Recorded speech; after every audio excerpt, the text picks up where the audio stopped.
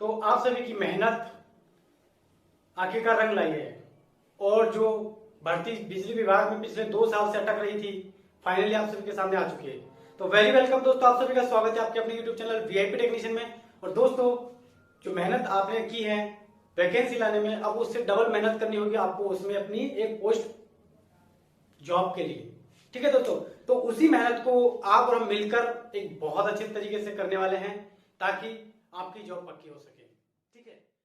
और दोस्तों, आज हम सिंगल फेज का पार्ट 2 करने जा रहे हैं। आप सभी से रिक्वेस्ट है कि इस चैनल को लाइक करें, सब्सक्राइब करें और दोस्तों के साथ शेयर करें। तो स्टार्ट करते हैं प्रश्न संख्या 41 से। दोहरे शेडेड पोल या दोहरी सैलिएंट वाइंडिंग वाली शेडेड पोल मोटर क्यों बनाई जाती है? देखिए, शेडेड पोल और सैलिएंट पोल शेडेड मोटर के अंदर होते हैं, तो उनको डबल डबल क्यों किया जाता है? डबल डबल करने का कारण क्या है? तो दोस्तों, डबल डबल करने का कारण है कि मोटर की घूर्णन गति को उल्टी तरफ घुमाया जाए, मतलब बदला जा सके। तो इसका आंसर हो जाएगा बी, घूर्णन गति बदलने के लिए।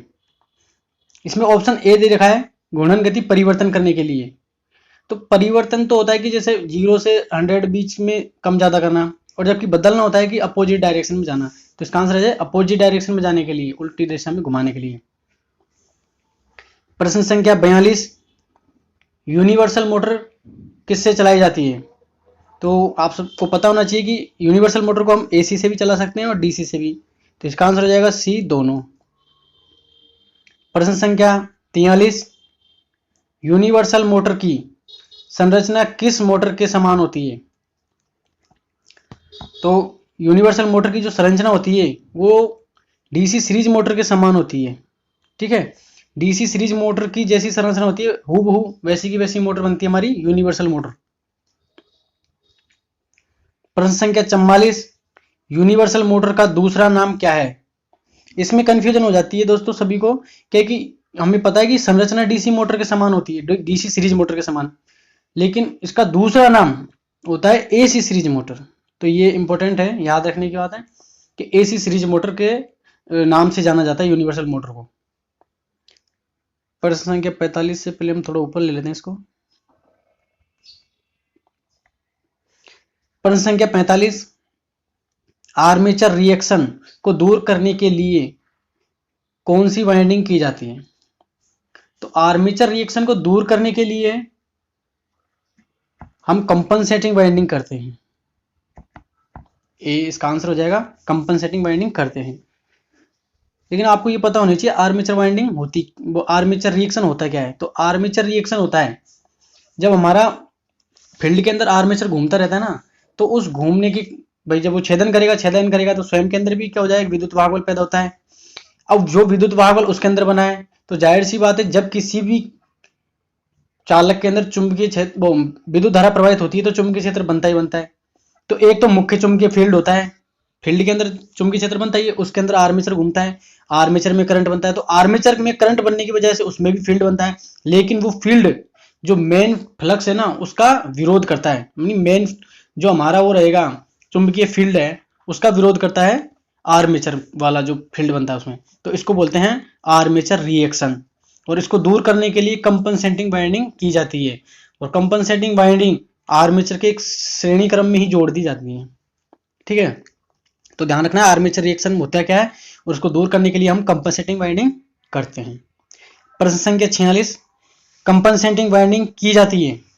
तो इसमें दे रखा है ए आर्मेचर के समानांतर क्रम में, बी आर्मेचर के श्रेणी क्रम में, सी स्टेटर के समानांतर क्रम में, और डी स्टेटर के श्रेणी क्रम में। तो इसका आंसर हो जाएगा बी, आर्मेचर के श्रेणी क्रम में।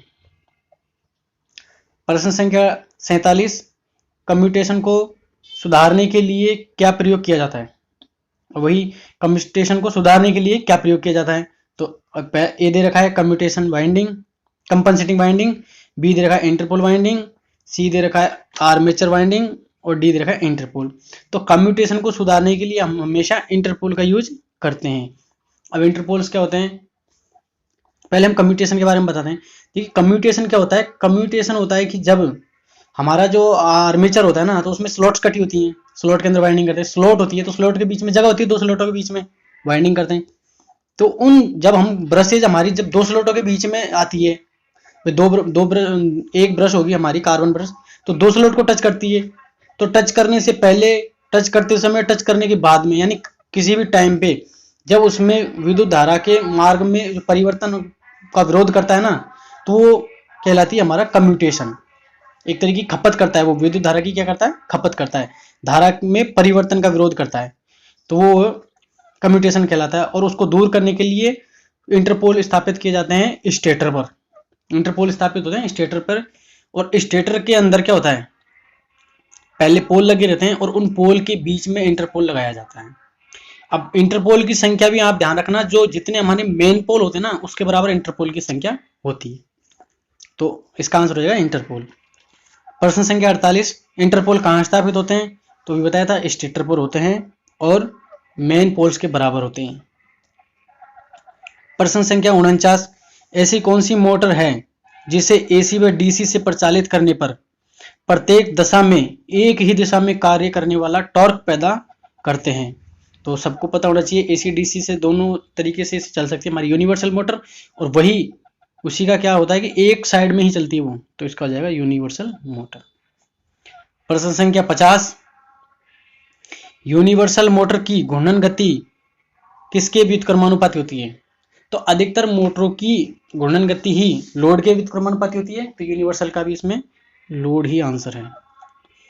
तो यूनिवर्सल मोटर की घूर्णन गति किसके व्युत्क्रमानुपाती, यानी अपोजिट होती है, उल्टी, तो यानी लोड, तो लोड बढ़ेगा तो घूर्णन गति कम हो जाएगी, घूर्णन गति बढ़ेगी कब, जब लोड घटेगा। तो प्रश्न संख्या 50 के आगे अब करते हैं 51 से स्टार्ट। वीडियो को ज़्यादा से ज़्यादा शेयर कर दें फ्रेंड्स, ताकि औरों को भी ये मिल सके। प्रश्न संख्या 51, यूनिवर्सल मोटर को किस प्रकार के लोड पर प्रचालित नहीं किया जाना चाहिए? जो हमारी यूनिवर्सल मोटर होती है, एक तो एक इसकी फिक्स गति होती है और हाई स्पीड होती है, हमेशा ये ध्यान रखना। तो हाई स्पीड है, अगर हमको उसको शून्य लोड यानी बिगर लोड के उसको चला देंगे तो वो फाउंडेशन उखाड़ सकती है, मोटर बहुत स्पीड से होती है तो बाइंडिंग वगैरह उखाड़ सकती है, तो हो जाएगा शून्य लोड पर इसको नहीं चलाना चाहिए।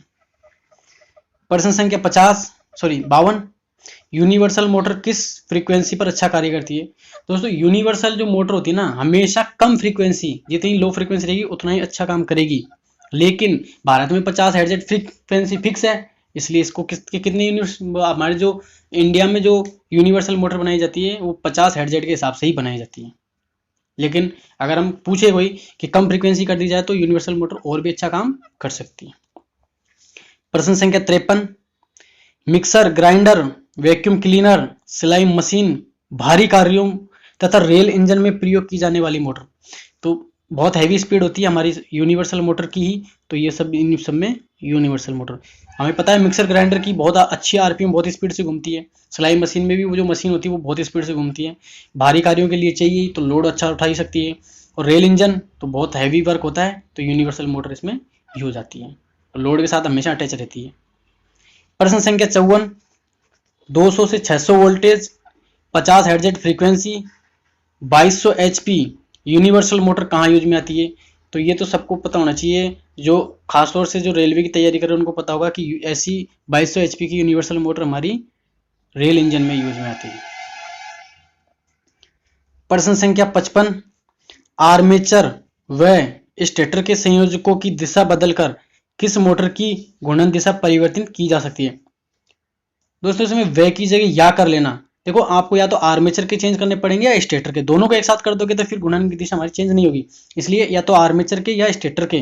तो यहाँ आप इसको या कर लेना इसकी जगह, ठीक है। या में या आर्मेचर या स्टेटर के संयोजकों की दिशा बदलकर किस मोटर की घूर्णन दिशा परिवर्तित की जा सकती है? तो वही हमारी इसमें हम जो आर्मेचर और इसका जो चेंज करेंगे वो यूनिवर्सल मोटर में ही करते हैं। आगे के प्रश्न के लिए ऊपर ले लेते हैं। प्रश्न संख्या 56, रिपल्सन मोटर किस सिद्धांत पर कार्य करती है? तो रिपल्सन मोटर का सबको पता होगा प्रतिकर्षण के सिद्धांत पर, यानी जो चुंबक N और S तो क्या होता है कि आपस में एक दूसरे को खींचते हैं, मतलब एक दूसरे की ओर आकर्षित करते हैं। लेकिन एस एस या एन एन को एक साइड के पोलों को अगर एक जगह ले आए तो वो एक दूसरे को धक्का मारते हैं। तो उसी सिद्धांत पर हमारी रिपल्सन मोटर कार्य करती है। प्रतिकर्षण ये होता है, आकर्षण होता है एन और एस जैसे एक दूसरे को अपनी ओर खींच रहे हैं, तो आकर्षण हो गया, प्रतिकर्षण एक दूसरे को ढकेल रहे हैं दूर, तो प्रतिकर्षण सिद्धांत हो गया। अब लेंज का नियम सभी को पता होना चाहिए, थर्ड में जो हमारा सीधे रखा है। लेंज का नियम होता क्या है कि ये वो कारक होता है जो जिसके द्वारा ये पैदा होता है ना, वो उसी का विरोध करता है, तो वो लेंज का नियम सिद्धांत होता है। प्रश्न संख्या 57 में आप देखिए, उच्च प्रारंभिक टॉर्क, निम्न प्रारंभिक धारा, अधिक लोड वहन क्षमता तथा सरल घूर्णन दिशा परिवर्तन किस मोटर की होती है? तो ये सारी खूबियां हमारी रिपल्सन मोटर के अंदर ही प्राप्त होती हैं। इसमें क्या होता है, स्टार्टिंग टॉर्क अधिक होता है, उच्च होता है, निम्न प्रारंभिक धारा होती है जिससे मोटर का रोटर वगैरह कुछ नुकसान नहीं होता, लोड वहन भी अच्छे कर लेती है और आसानी से इसकी घूर्णन दिशा परिवर्तन कर सकते हैं। इसमें एक जीएनए जो फिक्स एक वो होती है, जीएनए की एक जगह फिक्स होता है, यहाँ जीएनए स्थिति है इसकी, मैग्नेटिक एक्सिस एक्स होता है, उस अक्ष से अगर 20 डिग्री राइट में लोगे तो हमारी स्पीड, जैसे 20 डिग्री पे आप जाओगे ना जीरो से, उस अक्ष पे से अगर 20 डिग्री राइट में जा रहे हो तो जैसे जैसे आप डिग्री 1 2 3 ऐसे करते 20 तक जाओगे तो स्पीड बढ़ती जाएगी इसकी। 20 तक जाओगे, 20 तक बहुत हाई स्पीड हो जाएगी, 20 से आगे भी स्पीड बढ़ सकती है, लेकिन हम 20 तक ही क्यों जाते हैं? ऐसे इसका राइट में जाते हैं, लेफ्ट में राइट में दोनों में जा सकते हैं। अगर लेफ्ट में जाओगे तो उल्टी घूम सकती है, राइट में जाओगे तो सीधी घूमेगी मोटर, स्पीड वही। अगर अक्ष से आप 1 2 3 4 करके डिग्री आगे जब बढ़ते जाओगे तो इसकी स्पीड बढ़ती जाएगी। तो हम 20 डिग्री तक ही जाते हैं लास्ट, पर 20 डिग्री तक ही क्यों जाते हैं? क्योंकि अगर 20 डिग्री से जब ज़्यादा जाते हैं ना तो इसके अंदर स्पार्किंग बढ़ जाती है और स्पार्किंग बढ़ने से मोटर जल सकती है, तो इसलिए हम लास्ट 20 डिग्री तक जाएंगे। अगर ज़्यादा जाएंगे ना तो मोटर की स्पीड बढ़ सकती है, लेकिन स्पार्किंग बढ़ने की वजह से वहाँ आग पैदा हो सकती है। ठीक है फ्रेंड्स, इसलिए ध्यान रखना है कि 20 डिग्री ही जाना है, लेफ्ट और राइट। तो लेफ्ट जाएंगे तो मान लो मोटर सीधी घूम रही है, तो राइट जाते ही मोटर उल्टी घूम जाएगी, सीधी घूम जाएगी। तो हमको ध्यान रखना है कि इसको जीएनए से एमएनए की ओर सेट करते हैं तो सीधी घूमती है, और फिर अपोजिट डायरेक्शन में जाती है मोटर उल्टी घुमा सकते हैं, तो हाथ से आराम से उल्टा सीधा घुमा सकते हैं, तो इजीली इसकी घूर्णन दिशा परिवर्तन की जा सकती है। प्रश्न संख्या 58, रिपल्सन मोटर की आर्मेचर वाइंडिंग किसके द्वारा शॉर्ट सर्किट की जाती है? तो ये कार्बन ब्रशेज के द्वारा शॉर्ट सर्किट की जाती है, आर्मेचर की वाइंडिंग। प्रश्न संख्या 59, रिपल्सन मोटर में कार्बन ब्रशेज को स्टेटर की चुंबकीय अक्ष से कितने डिग्री के अंतर पर स्थापित किया जाता है? तो ये हमको पता हो गया 20 डिग्री के अंतर पे, 20 से ज्यादा नहीं करेंगे, 20 से ज्यादा करेंगे स्पार्किंग पैदा होना स्टार्ट हो जाती है। ये कहना क्या चाह रहा है कि रिपल्सन मोटर में कार्बन ब्रशेज को स्टेटर का जो चुंबकीय अक्ष होगा ना, उस अक्ष से 20 डिग्री आपको अंतर पे स्थापित करना है। किसको? कार्बन ब्रशेज को। तो 20 डिग्री पे जैसे आप जाओगे तो मैक्सिमम स्पीड आपको मिल जाएगी, यदि आप उससे भी ज्यादा जाओगे तो और स्पीड बढ़ेगी, लेकिन आग लगने का चांस रहता है। प्रश्न संख्या 60, रिपल्सन मोटर में कार्बन ब्रशेज को स्टेटर की चुंबकीय अक्ष की ओर खिसकाने से घूर्णन गति क्या होती है? अब ये कहना चाह रहा है, देखो जो चुंबकीय अक्ष होगा ना, अगर उसकी तरफ हम बढ़ेंगे, अक्ष की तरफ आएंगे तो डिग्री का मान कम होता जाएगा, तो पता है कि घूर्णन गति कम हो जाएगी। कौन सी मोटर का है ये सिस्टम? तो ये सारा सिस्टम हमारा रिपल्सन मोटर का है। यदि अक्ष से दूर जाएंगे तो स्पीड बढ़ेगी, अक्ष की तरफ आएंगे तो स्पीड कम हो जाएगी। तो ये ध्यान रखना फ्रेंड्स। आगे प्रश्न 61 से स्टार्ट करते हैं, 61 से। प्रश्न संख्या 61 या 61, रिपल्सन मोटर कितने प्रकार की होती है? तो सामान्यतः हमारी रिपल्सन मोटर 4 प्रकार की होती है। अब 4 प्रकार की आपको याद रखना है नाम फ्रेंड्स, बहुत ही सिंपल है। पहला तो हम सामान्य रिपल्सन मोटर बोलते हैं, दूसरी कंपनसेटिंग रिपल्सन मोटर बोलते हैं, तीसरी जो थोड़ी इंपॉर्टेंट है repulsion start induction run motor होती है, और चौथी रिपल्सन इंडक्शन मोटर होती है। तो चारों के नाम याद रखने हैं और इनमें फिर आगे क्वेश्चन है इसके देखते हैं। प्रश्न संख्या 62, प्रारंभिक टॉर्क उच्च व प्रारंभिक विद्युत धारा निम्न कौन सी रिपल्सन मोटर की होती है? तो रिपल्सन मोटर 4 है, उनमें से पूछ रहा है कि ये प्रारंभिक टॉर्क यानी स्टार्टिंग में टॉर्क यानी घुमावबल ज्यादा और करंट की वैल्यू बहुत कम होती है, तो ऐसी रिपल्सन मोटर कौन सी होती है? तो वो हमारी होती है सामान्य रिपल्सन मोटर। अगला क्वेश्चन देखिए 63, जिस मोटर में स्टेटर पर कंपनसेटिंग वाइंडिंग यानी स्टेटर जो हमारा स्टेटर फिक्स होता है ना, स्टेटर में वाइंडिंग होती है, तो उस पर ही क्या होती है कंपनसेटिंग वाइंडिंग भी स्थापित हो, वह कौन सी रिपल्सन मोटर होगी? तो कंपनसेटिंग वाइंडिंग ऐड हो गई तो नाम भी से स्टार्ट हो गया, कंपनसेटिंग रिपल्सन मोटर। प्रश्न संख्या 64, कंपनसेटिंग रिपल्सन मोटर में कंपनसेटिंग वाइंडिंग का उपयोग क्या होता है। देखिए अब वाइंडिंग क्यों कर रहे हैं उसको, भाई एक मोटर जो सिंपल मोटर उसको हम कंपनसेटिंग वाइंडिंग करके उसका नाम रखेंगे कंपनसेटिंग रिपल्सन मोटर। तो उसमें वाइंडिंग क्यों कर रहे हैं, तो पावर फैक्टर का सुधार करने के लिए कंपनसेटिंग वाइंडिंग कर रहे हैं। प्रश्न संख्या 65, जिसमें कम्यूटेटर पर तांबे का छल्ला लगाया जाता है। जिस ऐसी कौन सी मोटर का पूछ रहा है कि जिसमें कम्यूटेटर पर तांबे का छल्ला लगाया जाता है, जो पूर्ण घूर्णन गति का 75% भार करने पर कम्यूटेटर को शॉर्ट सर्किट कर देता है, वह कौन सी मोटर है। देखिए कम्यूटेटर शॉर्ट सर्किट हो जाता है उसमें, जैसे ही उसकी 75% भार उठाता है वो उसका कम्यूटेटर शॉर्ट सर्किट हो जाता है, और शॉर्ट सर्किट होने की वजह से फिर वो बाद में एक तरीके से सामान्य इंडक्शन मोटर की तरह कार्य करने लगती है मोटर। तो वो मोटर होती है repulsion start induction run motor. ठीक है, शॉर्ट सर्किट होने के बाद के पूछ सकते हैं कई बार कि जैसे 75% भार उठाया और कम्यूटेटर शॉर्ट सर्किट हो गया, शॉर्ट सर्किट होने के बाद वो मोटर किस तरीके की मोटर की भांति कार्य करती है, तो उसमें हमें बताना है सामान्य इंडक्शन मोटर की भांति कार्य करती है। प्रश्न संख्या 66, repulsion start induction run motor में प्रारंभिक टॉर्क पूर्ण लोड का कितना गुना होता है। जैसे जो फुल लोड होता है ना, तो उस फुल लोड का स्टार्टिंग टॉर्क कितना गुना होगा, तो इसका जो स्टार्टिंग टॉर्क होता है 3 से 3.5 गुना, 3 से 3.5 गुना होता है।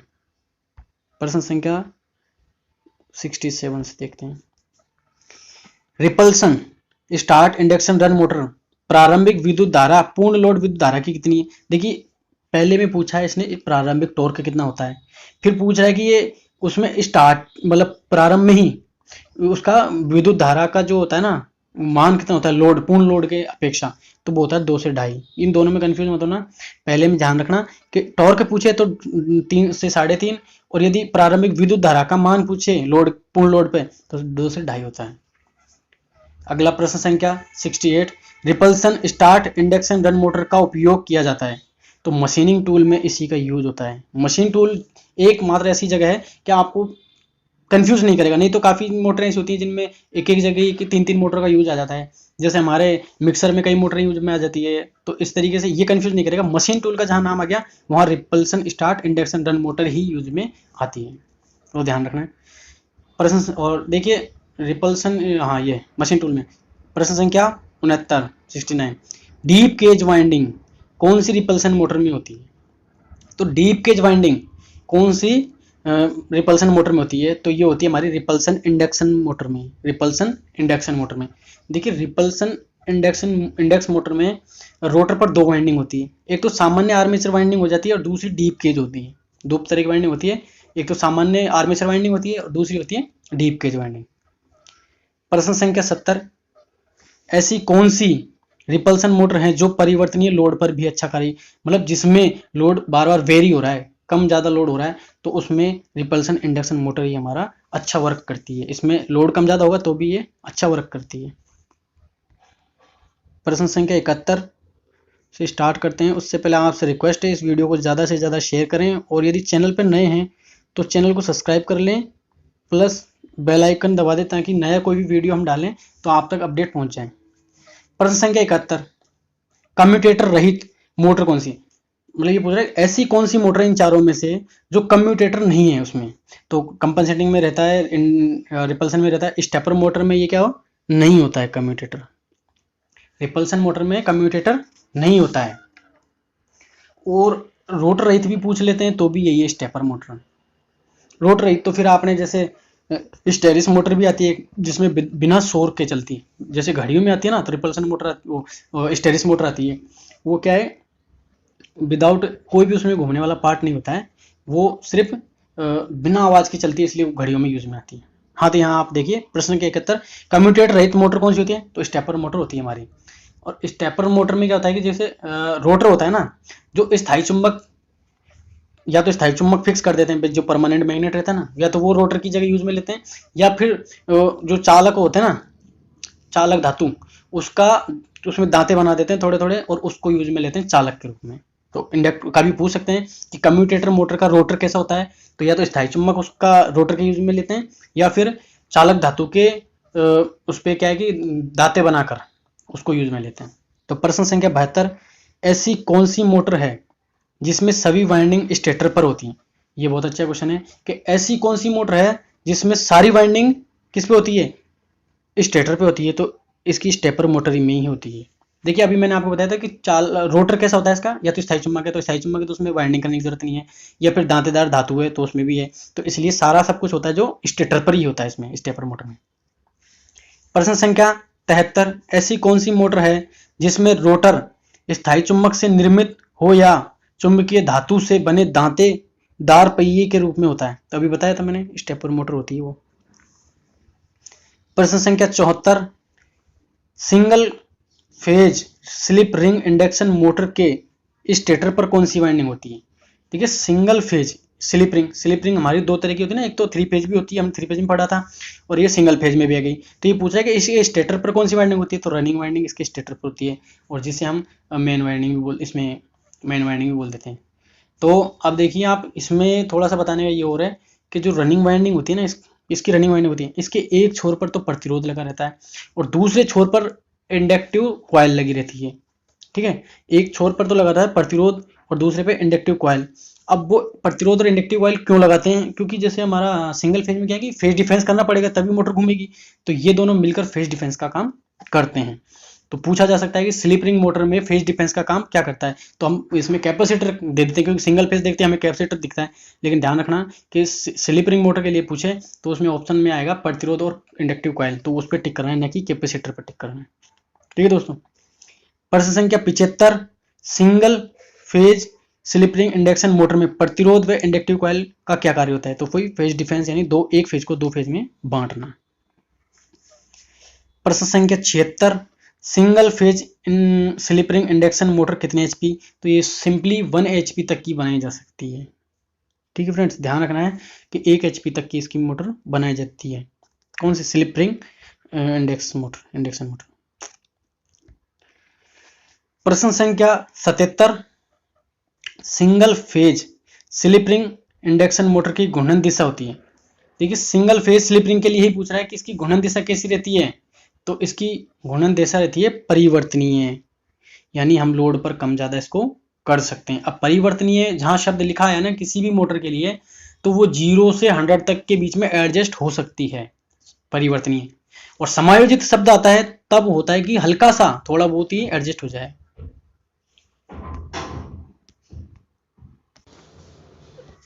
हाँ, तो जो जहां पर परिवर्तनीय शब्द आ गया तो 0 से 100 के बीच में हम चेंज कर सकते हैं। लेकिन यदि आपके लिखा हुआ आ गया कि समायोजनीय मोटर कौन सी होती है, तो समायोजनीय वो होती है जिसमें हल्का फुल्का ही चेंज कर सकते हैं, थोड़ा बहुत एडजस्ट हो जाती है वो, और फिक्स में तो फिक्स रहेगी, उस पर तो चेंज होगी नहीं। तो इसमें पूछ रहा है सिंगल फेज स्लिप रिंग 77, प्रश्न संख्या 77 देख रहे हैं हम। Single phase slip ring induction motor की घूर्णन दिशा होती है, तो हमने बताया था ये कौन सी थी, परिवर्तनीय टाइप की होती है। अब आगे देखिए प्रश्न संख्या 78, घूर्णन गति के आधार पर एसी मोटर कितने प्रकार की होती है। तो 3 प्रकार की होती है। एक तो फिक्स गति, नियत गति, स्थिर गति बोल सकते हैं उसको।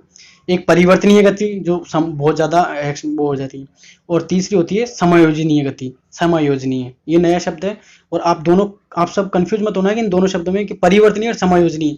तो समायोजनीय शब्द जहां लिखा आएगा तो समझ जाना कि हल्का फुल्का ही एडजस्ट हो सकती है मोटर, ज्यादा नहीं। लेकिन परिवर्तनीय आ गया तो 0 से जहां उसकी 100% गति होगी उसके बीच में आप चेंज कर सकते हो। प्रश्न संख्या 79, सिंक्रोनस मोटर व शेडेड किस प्रकार की मोटर है। तो ये स्थिर स्वभाव की होती है, ये फिक्स है, इसमें इनकी गति फिक्स रहती है। प्रश्न संख्या 80, स्थायी capacitor motor, capacitor start, capacitor run, squirrel cage slip ring induction motor किस प्रकार की मोटर है। ये जो 4 मोटर हैं ये सारी हमारी समायोजनीय गति की होती हैं, हल्का फुल्का लोड ये सहन कर लेती हैं। आज का प्रश्न संख्या 81 लास्ट। और फ्रेंड्स आपसे रिक्वेस्ट है इस वीडियो को ज़्यादा से ज़्यादा शेयर करें, और दोस्तों को चैनल के लिए सब्सक्राइब करवाएं, बताएं, ग्रुपों में शेयर कर दें। प्रश्न संख्या 81, सामान्य रूप से किस मोटर की गति 3000 आरपीएम से अधिक होती है। देखिए 3000 आरपीएम बहुत होता है, बहुत कम मोटरों में ये स्पीड पाई जाती है, और यहाँ हमारी जो यूनिवर्सल मोटर होती है वो इस गति को ही पार कर पाती है। बाकी कैपेसिटर मोटरें बहुत कम स्पीड है, रिपल्सन मोटर की कम स्पीड है, डीसी शंट मोटर स्पीड कम होती है, सीरीज की तो ज़्यादा हो सकती है, लेकिन यूनिवर्सल मोटर एक ऐसी मोटर है जो 3000 आरपीएम को भी से भी अधिक की बनाई जा सकती है, हो सकती है। तो बस आज के लिए इतना ही। Thank you for watching this video. और बस आपसे एक बार यही लास्ट रिक्वेस्ट है कि वीडियो को ज़्यादा से ज़्यादा शेयर करें। Thank you for watching this.